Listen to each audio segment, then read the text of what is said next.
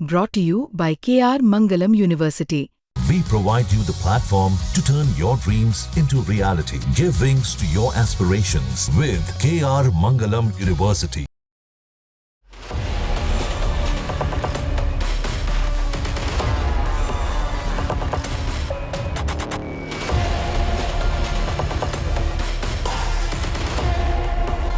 इन तस्वीरों में दिखाई पड़ रहा टेंट आतंकियों का आखिरी ठिकाना था। टेंट में आतंकी बहुत चैन से सो रहे थे, इस बात से बेफिक्र कि अगले कुछ ही पलों में भारतीय सेना उन्हें घेरने के लिए आ रही है। तस्वीरें देख लीजिए, बहुत ध्यान से देखिए। इसी टेंट के नीचे तीनों आतंकी बहुत चैन के साथ सो रहे थे। भारतीय सेना को इनके ठिकाने के बारे में पहले से पता था। नतीजन मौके पर इनकी धरपकड़ की कार्रवाई शुरू हुई और सेना पहुंच गई इनके ठिकाने पर। सेना जब यहां पहुंची तो आतंकियों को सोया हुआ पाया। इसके बाद आतंकियों के साथ सेना का आमना सामना हुआ, भीषण मुठभेड़ हुई और इसी मुठभेड़ के दौरान तीनों आतंकवादी मारे गए। तस्वीरों में आप देख सकते हैं कैसे इन आतंकियों ने टेंट लगाकर अपने सोने की व्यवस्था की थी। सिर्फ सोने की नहीं, खाने पीने की भी भारी व्यवस्था की गई थी। टेंट के आसपास आपको पन्नियां दिखाई पड़ रही हैं और इसके अलावा वो जरूरी सामान भी जिसके इस्तेमाल से ये कुछ दिन तक यहाँ ठहरने वाले थे। लेकिन ऐसा होता उससे पहले ही भारतीय सेना मौके पर पहुंच गई और आतंकियों को पकड़ लिया। आतंकियों ने खुद को घिरा हुआ देखा तो भारतीय सेना की तरफ हमला शुरू कर दिया, जिसके बाद सेना का असली एक्शन शुरू हुआ।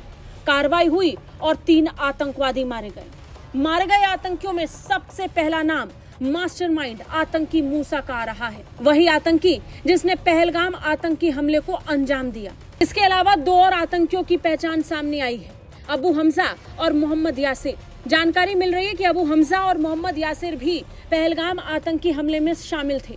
हालांकि अभी तक भारतीय सेना की तरफ से तीनों नामों की पुष्टि नहीं हुई है, लेकिन तस्वीरें सामने आने के बाद इस बात को लेकर अटकलें और तेज हो गई कि तीनों मारे गए आतंकी वही 3 आतंकी हैं जिन्होंने पहलगाम में आतंकी हमले को अंजाम पहुंचाया। बता दें, श्रीनगर के लिडवास में सेना के ऑपरेशन महादेव के तहत इन आतंकियों को मारा गया है।